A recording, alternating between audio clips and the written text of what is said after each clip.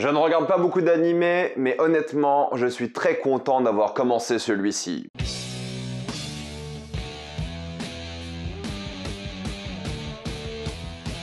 L'attaque des Titans, saison 4, partie 1 et 2. Comme d'habitude, jusqu'à la minute indiquée dans le titre de la vidéo, il n'y aura pas de spoiler, jusqu'à vous êtes tranquille, après on va tout spoiler, et si vous n'avez pas vu les premières saisons, vous pouvez quand même regarder cette vidéo. L'attaque des Titans est l'histoire d'une ville entourée de murs qui se fait un jour assaillir par des titans gigantesques qui vont tuer toute la population. C'est là que l'armée de cette ville va se former afin de les repousser. Ça, c'était le synopsis de la saison 1, et c'est vrai que ça a énormément évolué depuis celui-ci, et là, ouais, on est allé très très loin. Mais avant de commencer cette vidéo, j'aimerais remercier le partenaire officiel de celle-ci, c'est CyberGhostVPN. CyberGhostVPN, c'est 38 millions d'utilisateurs et 5 sur 5 sur Trustpilot. Vous savez tous ce qu'est un VPN, donc pour faire simple, pourquoi en tant que cinéphile, sériephile, avoir un VPN? Il suffit de vous connecter avec un VPN au Canada, en Suisse, en Belgique ou n'importe quel pays où il y a la VOSTFR afin d'avoir accès à plein de films et de séries en avance. Exemple, The Batman va bientôt sortir sur les plateformes de streaming en Europe, mais pas en France. No Way Home, ce sera pareil, ils ont un contrat Sony avec Netflix aux US. Endgame a mis 3 ans à débarquer chez nous et il arrive que cette semaine alors qu'il est disponible sur Disney+ depuis super longtemps. Avec un VPN, vous contournez toutes ces règles et vous avez accès à tous les films et toutes les séries grave en avance comme vous voulez. Je veux dire, HBO Max est disponible en Europe, mais pas en France. En plus, aujourd'hui, pour la sécurité, c'est essentiel d'avoir un VPN. Vous êtes toujours surveillé de une par votre fournisseur internet, mais aussi par de potentiels hackers, surtout quand vous voyagez. Vous connectez sur des Wi-Fi publics, d'avions, d'aéroports, de bus, de hôtels, n'importe quoi. C'est super facile d'accès, donc c'est toujours mieux d'être en sécurité avec un VPN. Même chez soi, c'est plus sûr d'avoir un VPN. C'est disponible sur tous vos appareils et c'est super simple d'utilisation. Vous appuyez sur le bouton du pays, vous cliquez sur Go et c'est parti. En 3 clics, c'est plié. Vous pouvez partager un compte à 7 personnes différentes, ce qui est vraiment cool. Et si vous n'êtes pas satisfait, vous êtes remboursé sous 45 jours et vous avez une assistance 24h/7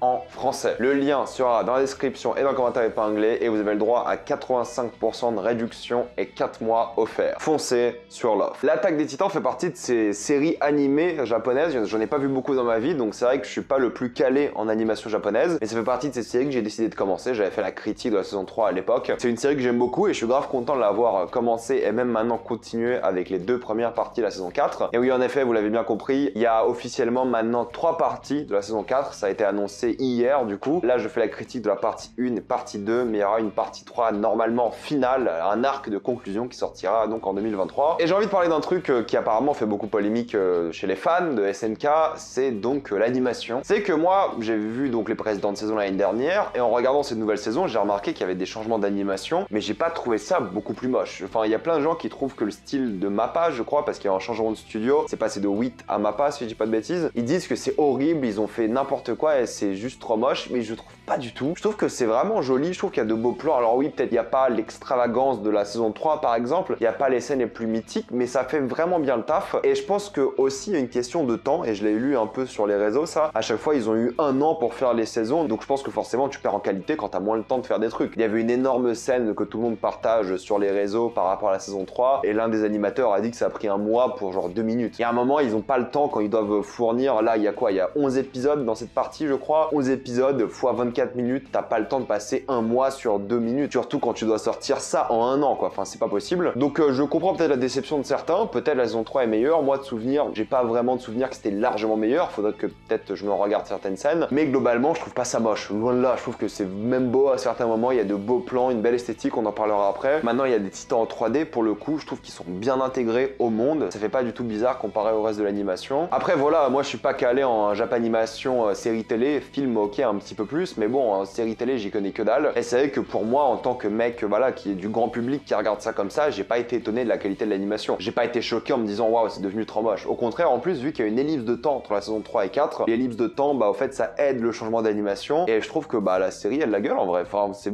joli, enfin voilà c'est bien, je sais pas quoi dire de plus. Je suis pas un spécialiste encore une fois, mais j'ai pas trouvé ça décevant du tout visuellement. Même si je trouve que le générique de la première saison est le plus mémorable, c'est vrai, je trouve que ceux de ces saisons-là, enfin de ces parties-là étaient très bien aussi, et j'étais pas déçu du point de vue technique ou musical, si on peut parler de la musique. C'est vrai qu'apparemment il y a eu un changement de compositeur, ça m'a pas marqué non plus, surtout que t'as le thème que tu connais déjà qui revient un peu différent, ça m'a pas du tout choqué le changement, et en plus je trouve que bah, la musique est gigantesque, quoi. C'est l'une des meilleures BO que j'ai entendues de ma vie tout court. Je parle pas d'animé, de films, de séries, de jeux vidéo, c'est monstrueux. Le thème de l'action, t'as envie d'aller à la guerre, quoi. C'est un truc de fou comment ils motivent. T'écoutes ça, mais t'es trop fort, quoi. C'est un truc de fou comment ils ont des scènes qui sont à chaque fois super touchantes grâce à la musique. Musique qui est présente non-stop dans la série cette saison. T'entends de la musique tout le temps, qui est super bien composée, qui peut être douce, qui peut être drôle, qui peut être vraiment passionnante, genre émouvante, et des fois, mais complètement épique, titanesque, sans mauvais jeu de mots, spectaculaire, grandiose, des grosses envolées lyriques. Tu regardes le truc, tu te dis mais techniquement ils ont géré. Et pareil pour la mise en scène, pour le coup il y a de vrais beaux plans, voilà, des vrais vistas qui sont magnifiques à regarder. T'as beaucoup de symbolisme, c'est évident, t'as beaucoup d'utilisation des flashbacks, il y a un mélange entre le réel et les flashbacks qui est plutôt cool à certains moments du point de vue de la mise en scène. Le moment où t'es figé dans le temps et la caméra avance à travers justement la scène. T'as des slow motion vachement efficaces. Enfin techniquement même comparé à l'animation européenne ou américaine, je trouve ça vraiment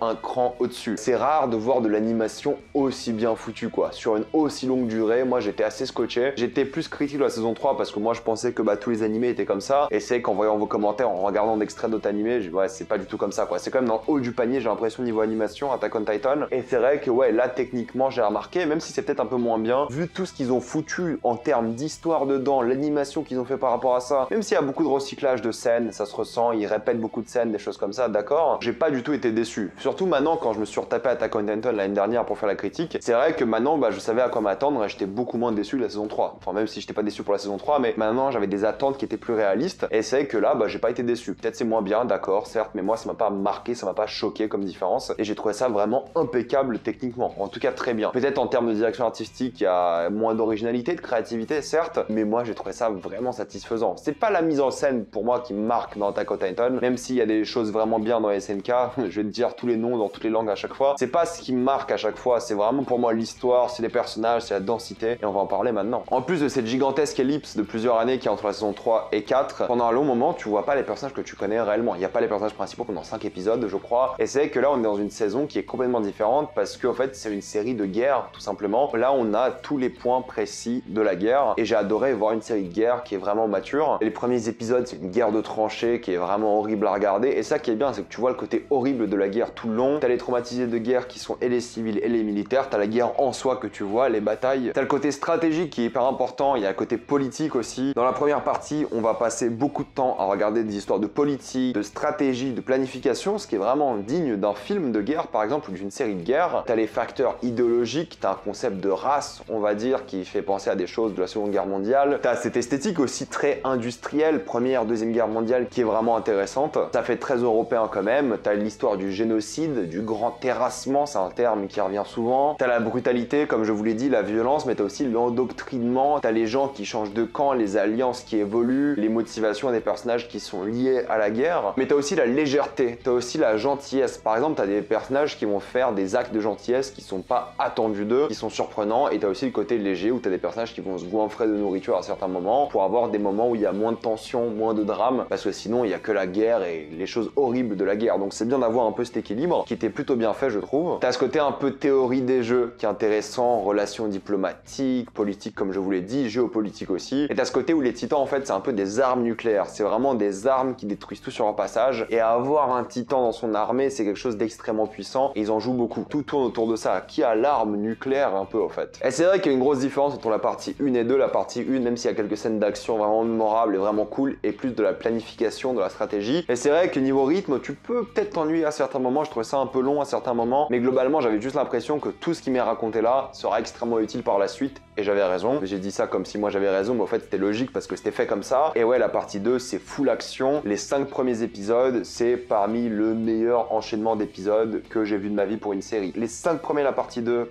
qui est claque. Avec le 5 qui est quand même l'un des meilleurs épisodes de série que j'ai vu de ma vie. Après ça redescend un peu, mais il fallait que ça redescende parce que c'est trop d'un coup, et ça redescend puis ça remonte, et c'est niveau rythme, la partie 2 est trop bien gérée quoi. La partie 1 je voulais faire des pauses, je voulais faire autre chose un peu, aller me balader. La partie 2 j'étais à fond dedans tout le long, je pouvais pas m'arrêter, je voulais vraiment tout regarder et c'était un pur plaisir. Et c'est ça qui est bien, c'est qu'en fait c'est tellement dense de politique, de personnages, tous les personnages ont des motivations de une politique, mais aussi de personnages, d'attachement émotionnel à d'autres personnes. personnes. Et c'est là que le conflit est intéressant, c'est qu'il y a des gens qui vont être dans certaines équipes, certains clans, certains régimes vont soutenir certaines idéologies et leurs amis, leurs amours vont soutenir l'idéologie opposée. T'as des moments qui sont vraiment des vrais conflits émotionnels, des vrais conflits qui sont vraiment prenants à regarder, qui sont forts en émotion et qui sont juste trop bien parce que justement il y a ce conflit entre nation d'un côté, alliégeance et de l'autre côté l'attachement personnel, et quand les deux sont en conflit c'est trop bien. Donc en plus d'avoir énormément de densité politique, géopolitique, de lore sur la ville, sur les endroits que tu visites et tout, c'est dingue. T'as énormément de lore, de mythologie sur les titans, d'où ils viennent, comment ils fonctionnent, c'est super complexe, mais tout le monde a des motivations, tout est expliqué, on t'en apprend tout le temps encore plus, t'as l'impression que ça se finit jamais. D'ailleurs je me demande comment ils vont conclure parce qu'il reste je crois 9 épisodes apparemment, c'est la rumeur pour la dernière saison. Ça me semble bien mais peut-être un peu court parce que j'ai encore tellement de questions et j'ai tellement envie de voir comment ça peut se finir. Mais au fait il y a tellement de mythologie, tellement de lore que t'es juste agrippé au truc et tu veux pas lâcher quoi, t'as juste envie de regarder plus et plus et c'est trop bien. Et la grosse thématique de cette saison, en plus de la guerre, de la série de guerre, c'est la descendance, l'héritage. C'est extrêmement important, la manière dont c'est géré, la manière dont ça a des vraies répercussions des milliers d'années plus tard. Donc c'est super intéressant la manière dont ils ont géré la mythologie de l'héritage et les retournements de situation par rapport à ça, car c'est SNK, des retournements de situation il y en a tout le temps et vous allez en prendre plein la gueule durant cette saison. Il y a du stress, de la tension, de l'émotion. J'étais clairement agrippé, surtout la partie 2 qui était pour moi vraiment incroyable. C'était un pur plaisir à suivre, mais même cette fin de partie 2, j'étais vraiment scotché quoi, j'étais sur le cul, c'était spectaculaire. Et oui, à chaque fois il y a des cliffhangers qui t'obligent de regarder la suite, qui te donnent envie de regarder la suite. J'aurais pété un câble je crois si c'était semaine par semaine parce que là j'ai tout regardé d'un coup. Mais ouais, pour conclure Attaque des Titans saison 4 partie 1 et 2 du coup, j'ai pris une petite grosse claque si je peux me permettre, surtout la partie 2 qui était spectaculaire, mais bon les deux parties sont vraiment très bien. Entre les personnages, la densité de tout au fait, de toute l'histoire, les intrigues, il y en a tellement, mais t'es jamais perdu, il y a tellement de choses intéressantes, passionnantes, tu suis tout d'un coup, l'action qui est juste trop épique, t'es à fond dedans, la musique ultra mémorable, le rythme qui est génial, non, et rien à dire, franchement c'est trop bien. C'est parfait pour moi parce que ça a l'air d'être un animé très grand public, très accessible, et c'est bien parce que moi j'y connais pas grand chose, c'est vrai, mais franchement j'ai pris mon pied, et c'est le genre d'animé que je recommanderais à des gens qui regardent pas d'animé d'habitude, parce que c'est juste exceptionnel, vraiment tout est tellement bien géré. Je parle pas trop des acteurs parce que je parle pas japonais, du coup j'ai du mal à juger s'ils sont bien, mais tu reconnais la voix des personnages à partir d'un moment, et quand ils crient, quand ils gueulent, tu sens la passion, tu sens l'acting de fou, et rien à dire pour moi, vraiment ils ont sorti une partie 2, surtout une partie 2, je répète, qui est une apothéose, qui est juste un truc de fou. Ça va être dur de rivaliser avec la dernière partie qui va sortir, ça doit être un enchaînement émotionnel d'action épique, sinon ça fera pas le poids. Et on veut que ça fasse le poids évidemment. J'ai pas lu le manga, vous l'avez bien compris, je sais pas comment ça finit, mais j'ai hâte de le découvrir et j'ai vraiment hâte de voir la suite du coup en 2023. À partir de maintenant, on va spoiler. En spoiler, j'ai envie de parler des intrigues que j'ai beaucoup aimées, des scènes que j'ai trouvé juste trop bien. J'ai beaucoup aimé l'intrigue de Sacha et surtout la mort qu'elle a qui semble assez banale au final. Elle arrive comme ça d'un coup alors que c'est un personnage qui est là depuis longtemps, qui a un vrai background et sa mort arrive presque de manière accidentelle et ça a tellement d'impact sur le reste de l'histoire et elle vient un peu choquer le spectateur parce que c'est pas un moment où tu t'attendais à ce que quelqu'un meure et c'est que c'est assez impactant comme mort, assez émouvant. Voilà, c'est une intrigue qui se finit comme c'est la guerre, hein. Ça peut arriver comme ça, c'est arrivé comme ça, mais ça permet d'introduire vraiment le personnage de Gabi, tout son passé, tout ce qu'elle veut être, ses habiletés avec les armes, à quel point elle est importante, peut-être même un peu trop puissante à certains moments, la relation qu'elle a avec Falco qui est vraiment touchante, ce qui devient Falco, ce titan et tout, c'est vraiment puissant émotionnellement. C'est la guerre en fait, et c'est les enfants qui subissent cette guerre, c'est une enfant qui veut se venger de ce qu'on a fait à son peuple, qui tue une femme qui elle aussi est là pour la guerre, et au fait vu que tu connais un peu les deux parties, et ça qui est fort, c'est que t'as une vraie complexité, t'as pas vraiment de gentil, t'as pas vraiment de méchant, là c'est que t'es complètement scotché par rapport à ça, et cette mort est vachement bien amenée, et surtout d'avoir des clans différents, t'as les Mars, t'as les Eldiens, dans le tas t'as les Pro-Jaeger et tout, c'est vraiment hyper complexe, et tu comprends tous les personnages, et dans les Pro-Jaeger j'ai beaucoup aimé Frog qui était une sorte de bon antagoniste, parce qu'en fait c'est tous des personnages que tu connais qui ont choisi des camps différents, et vu que tu les connais, tu les apprécies, bah comme les personnages qui se battent entre eux, tu ressens l'émotion parce que t'as pas envie qu'ils y passent quoi. Tout l'épisode du braquage de l'hydravion est super touchant par rapport à ça, parce qu'ils ont pas envie de se tuer ces gens-là, mais bon ils ont pas le choix au final, et ça qui est terrible. Je trouve juste un peu dommage que du coup Rivai ou Levi, peu importe comment on prononce son nom, était moins présent, c'est vrai il était blessé la majorité de la saison, et je trouve qu'on n'a pas eu beaucoup de développement par rapport à lui, il était vraiment secondaire. Pareil pour Mikasa, Mikasa à la fin elle a une phrase qui est vraiment touchante, au fait elle commence à culpabiliser sur le fait que peut-être elle aurait dû répondre autre chose à Eren, et Eren ne serait pas parti dans son délire de génocide s'il avait répondu autre chose à un moment crucial. Mais bon, je trouve que c'est pas les personnages qui ont été le plus développés, et c'est pas très grave, c'est vrai, c'est pas leur moment à eux, ils ont déjà eu leur moment à eux, et je pense qu'ils vont vraiment revenir en force dans la fin de la série. J'ai beaucoup aimé le développement de Reiner, parce qu'en fait il est quasiment là depuis le début lui aussi, j'aime beaucoup son évolution situation et t'aimes beaucoup la complexité à chaque fois. Parce qu'il y a des alliances qui se forment et du coup tu sais pas si tu dois être contre Rainer, parce que Rainer on l'a un peu détesté d'une certaine manière depuis le début. Puis là d'un côté il commence à se battre pour ton équipe à toi, du coup tu le soutiens, t'as l'attachement mais t'oublies pas ce qu'il a fait, et ça que j'adore, c'est la complexité. La guerre fait faire des choses vraiment horribles et ça qui est fort dans la série. Moi ce que j'ai beaucoup aimé dans cette saison, c'est la relation entre Sig et Eren, et le fameux cri de Sig qui était vraiment puissant émotionnellement aussi, qui était une scène épique, et quand il a cette phrase où il dit « je vais faire mon cri », mais pas sans regret, t'es en mode putain. Mais la relation entre les deux est géniale, tu sais pas qui manipule qui, tu sais pas qui pense avoir la main mise sur l'autre, et au final il y a toujours des retournements de situation par rapport à eux, et c'est eux qui portent le début de la partie 2. Cet enchaînement génial de 5 épisodes, il est vraiment basé sur leur relation, et il est superbe cet enchaînement, je pourrais en parler pendant super longtemps, avec évidemment De Toi il y a 2000 ans, qui est juste un épisode grotesque, tellement il est excellent. On t'explique vraiment tout cet héritage, on t'explique l'origine des titans, on t'explique d'où vient tout ça, et presque sans dialogue, on passe d'une pauvre esclave à juste Eren qui devient une sorte de dieu, et c'est juste tellement émouvant, puissant, horrible à regarder en même temps, et l'histoire est dégueulasse avec justement cette transmission par la chair, les enfants qui doivent manger et tout. C'est horrible ce qui s'est passé, et t'as ces héritiers qui ont perpétué vraiment cet acte pendant des millénaires, c'est terrible. T'as ce truc, si j'ai bien compris, où le titan assaillant, en tout cas Eren, peut contrôler le temps. Il y a cette histoire de voyage dans le temps où en fait il peut manipuler les souvenirs pour impacter le passé et le futur, et c'est super prenant la manière dont ça marche. Je pense qu'on en apprendra un peu plus par la suite, mais c'est vrai que pour l'instant j'ai l'impression que c'est une sorte d'entité qui voyage dans différentes timelines, ou alors dans la même timeline mais elle peut influencer des gens, mais je pense qu'il y a plusieurs timelines. Bref, on parle pas beaucoup de voyage dans le temps, c'est vrai, mais il y a cet aspect qui est quand même bien présent et qui donne un épisode super parce qu'il impacte vraiment le passé et le futur, et à la fin Eren ça devient le méchant, et cette question que se pose la série à la fin, c'est est-ce qu'il a été méchant depuis le début, où est la bascule, où est-ce qu'il devient méchant, il devient génocidaire et il devient une sorte de dieu vivant à la fin. Il est énormissime, il est titanesque, sans mauvais jeu de mots, encore une fois, il est juste grandiose. Il y a cette horreur eldritchienne, Lovecraftienne, c'est juste des os, une énorme entité, un visage et rien d'autre. Ça fait assez badé, mine de rien, et je trouve ça vraiment bien pour le coup. J'ai beaucoup aimé l'évolution de ce personnage-là, d'Eren, qui est passé d'un gamin juste un peu qui faisait sa vie à une entité cosmique juste inégalable, et je suis très curieux de savoir comment il peut être battu, s'il va être battu, est-ce qu'il va redevenir gentil, pas du tout, est-ce qu'il est manipulé par cette créature au final. J'ai trop de questions, vous savez sûrement vous la réponse parce que vous avez lu le manga. J'ai trop de questions, je sais que ça va aller dans tous les sens et j'ai trop hâte de voir comment ça va finir. Et cette scène de fin où ils boivent tous de l'alcool, le dernier moment d'Eren en tant qu'humain on va dire, avant qu'il bascule vers ses idées de génocide, est vraiment touchant, vraiment fort. C'est le genre de moment que j'aime beaucoup dans les films et les séries, c'est genre le calme avant la tempête, c'est ce moment où ils se font tous plaisir la dernière fois, ils boivent de l'alcool, ils rigolent, et après c'est la fin, c'est vraiment le début de la guerre. Et c'est que tu passes de ce Eren qui rigole, qui boit, qui était grave content, parce qu'il profite de ces derniers moments, parce qu'il sait que c'est le dernier moment avec tout le monde, et ensuite t'as ce